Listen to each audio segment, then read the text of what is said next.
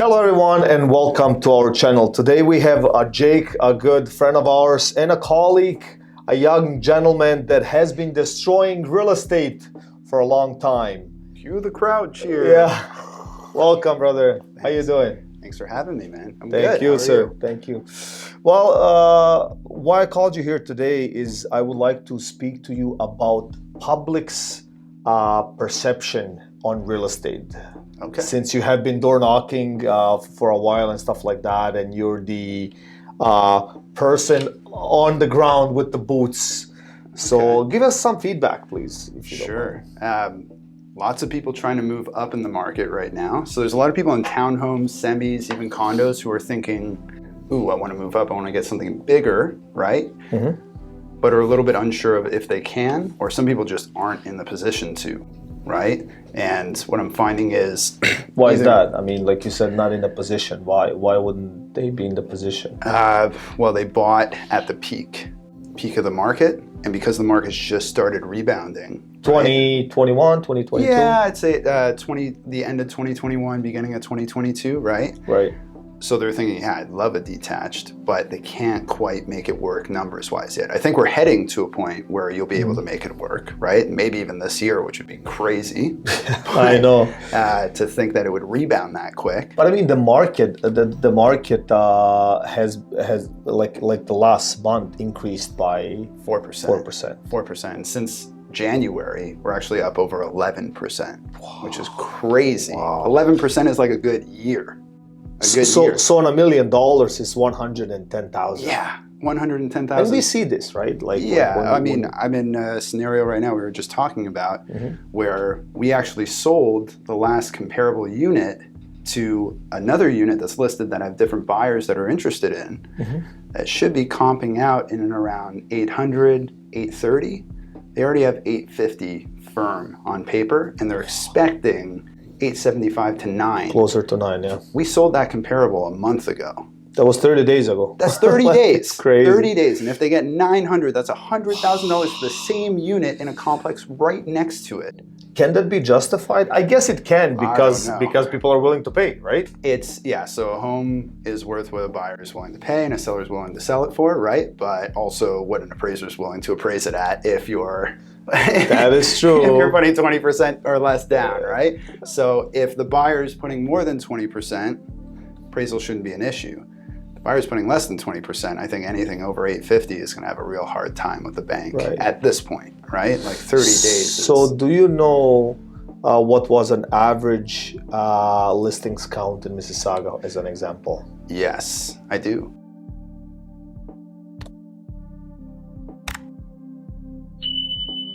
I do. Yeah, I know you do. So. I watch those numbers a lot. So in Mississauga, from let's say January to last month, we were averaging 850 roughly, give or take. A month, yeah. Yeah, active listings on the market in Mississauga. Right now, in May, we're at 557 or something like that. So that's like a 5%, yeah, something 25% less. Yeah, and number of sales is a huge indicator too. So right now we're averaging about 19 sales per day in May in Mississauga, which is what we averaged last month. So it looks like we're going to at least sell what we sold last month, if not exceed it. But the number of listings dropped dramatically, and the price is shooting up right now. So which gives it an additional pressure. Yeah. Right? Yeah. So on buyers and everyone else. Yeah. Right? And us too, right? It's almost like something that just popped into my head actually, which probably it's not going to make sense to most people, but that's how my brain works. It's almost like when a tornado happens, right? The low pressure, high pressure come together, and then it makes a tornado.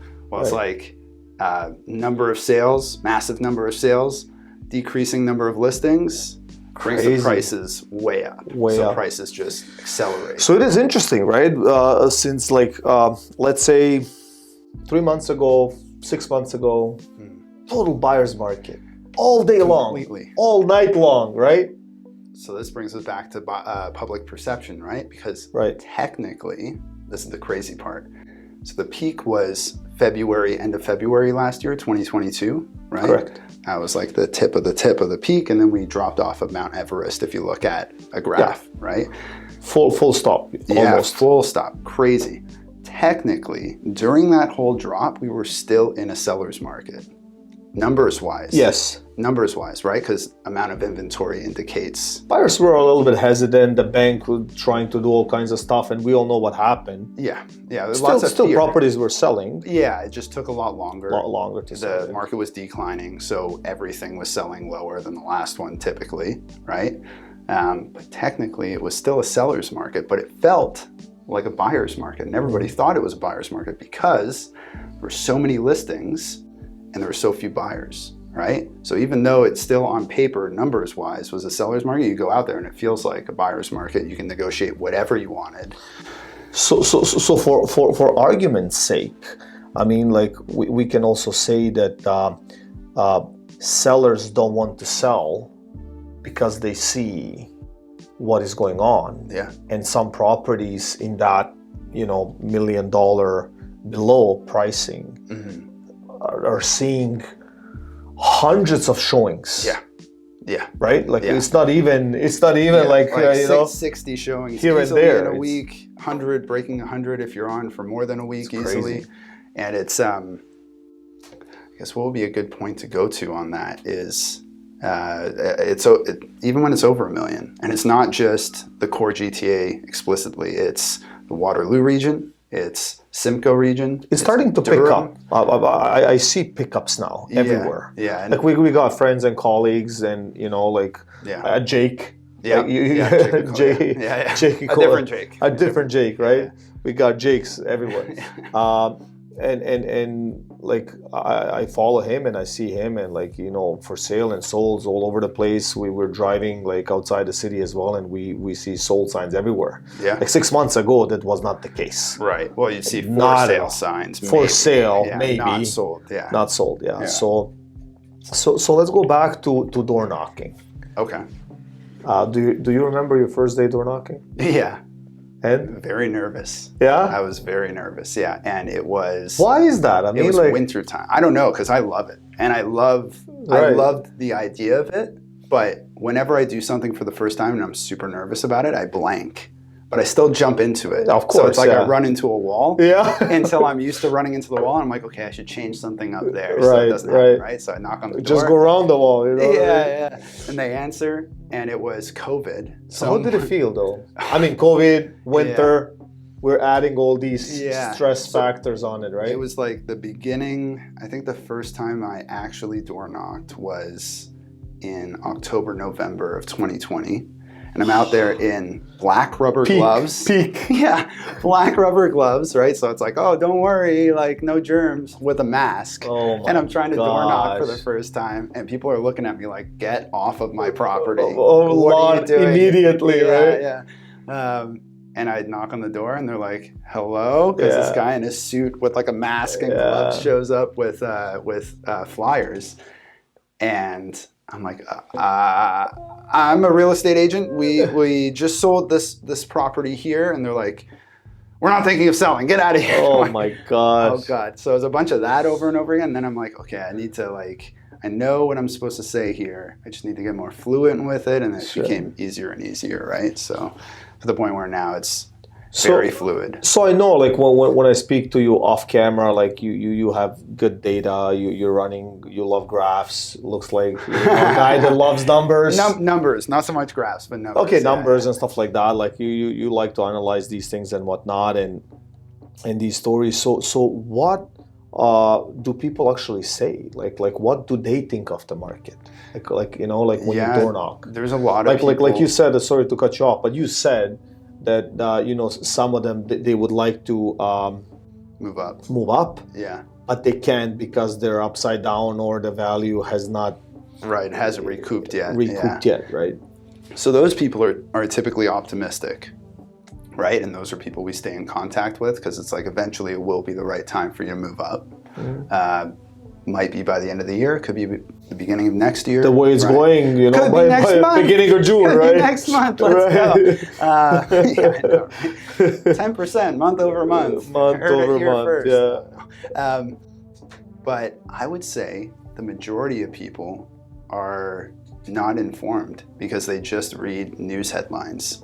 And the news headlines... Isn't that funny? It is hilarious. Like, we're going against everybody, right? The news headlines are so out of whack. They're clickbait. Like, a news headline is clickbait for you to click on the article or for you to watch the segment, and then they dive into the actual information. But a lot of people, like, all the headlines are 20... So here's one that will probably come out for this month, right? The average price is down 8% year over year. That sounds terrible. 8% from last year, April, right? But it's up 4% month over month, and it's up 11% over the past 4 months. That's a rebound. That's a full force rebound. The market is on its way up. News isn't going to talk about that. They love doom and gloom. So most people just watch that or click on those and they think the market's crashing. This is horrible. And oftentimes I find that I'm re-educating them, and then there's a certain percentage of them that say, no, you're wrong. And or it makes sense, or whatever, right? Yeah. A good friend of ours and a colleague, David, right? Yes. Like, when I asked him that question, he said, no, that is fine, but we are the ones creating data. Yeah. So everybody else is behind by 30 days, 60 days. By the time they get to it, we created the data. Yeah. Right? Yeah. So maybe next month in the news, they will see the recovery. We already are dealing with offers and homes and people and stress and all that stuff, right? So they're typically like 3 weeks behind, I find. That's what it seems like. The headlines and the news is always like 3 but you weeks. can lose a deal. Like, I mean, 100%. Like, look, like even on your listing in that pocket, right? Like you guys were the top, the top sale for top comparable. Yeah, over the past year. Yeah, and now 30 days later, there's they might get 900,000. Which is ridiculous. A 10% increase. Yeah, 8%, whatever it might be. We don't know, but you see what I'm saying? So if somebody's analyzing data, they're late because they're looking at an old newspaper. Yeah, they had no idea what they're doing. So exactly, it is very important to hire an agent that is a full-time, fully immersed into data. Yeah. Has colleagues that are full-timers in this business. Yeah. Because there's so many. Yeah. Oh, yeah. Like we know, right? Part-timers, half-timers. They have no idea, man. To each their own, right? So of course, not slamming them or anything like that, but to be super successful in a competitive market and in a down market, something that is not so consistent, right? You need to hire somebody who has a pulse on the market, who's actively dealing with clients in the market, knows what's going on. And I also believe that you have to surround yourself with the people that have the same pulse. Yes. You know what I mean? Yeah, absolutely. Because so what if I have an idea and if I'm even right, if I'm surrounded with people that are just bashing me, telling me I'm wrong, and I have no, idea what I'm talking. So I become the only, lonely guy trying to persuade my way of thinking. Right. Even though if I'm right or not, doesn't matter, but it's just what it is. So it is important to surround yourself with the people and the colleagues, realtors that know actually what they're talking about and so forth and so on. Right? Yeah, absolutely. Makes sense? Yeah. So that's why we're, good, you know what I mean? Good tie down there. Yeah, good tie down. Fair enough. Fair enough. Okay, makes sense. You better agree, right? Okay, yeah. So what can I add on this topic? I mean, like, have you but have you seen people downsize? I mean, like, are they comfortable in their big monster homes, or? I mean, I think that this market right now is definitely an upsizers market. I feel like the market we just came out of was also people like an upsizers market or a first-time buyers market, where you had a bunch to choose from. It was really good to sell something in a lower bracket because it was going to be more competitive, and then you could move up into something that's sitting, right? And then for a first-time buyer to just get into the market. The downsizers wasn't a great market for them that we just came out of. And right now in this market, they'll do well, But also, I can't blame them for thinking if I wait 6 months, I'm probably going to do better, right?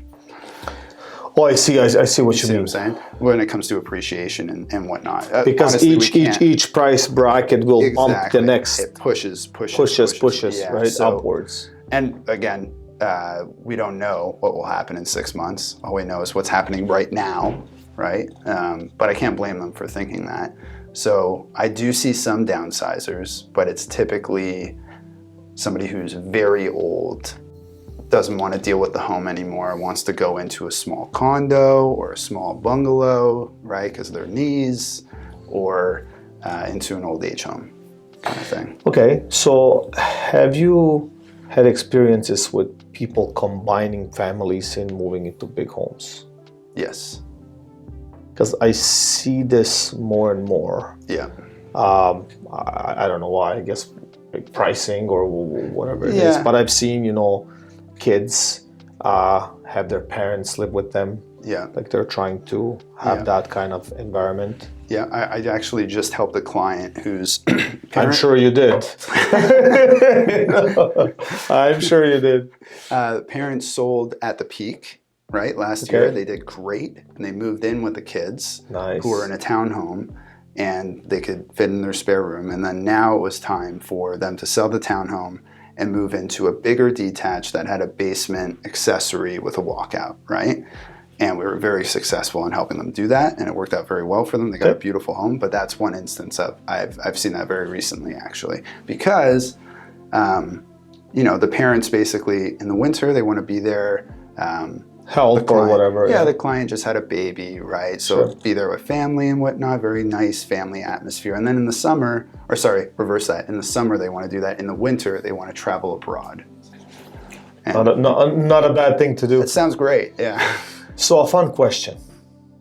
Samsung or iPhone?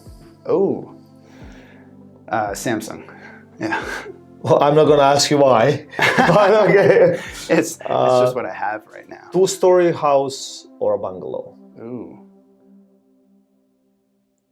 Decent size, let's say, like, you know what I mean? Are we including back splits and side splits in the bungalow bracket? Bungalow, I asked just for bungalow. straight bungalow. 2-story then. 2-story? Yeah. Why?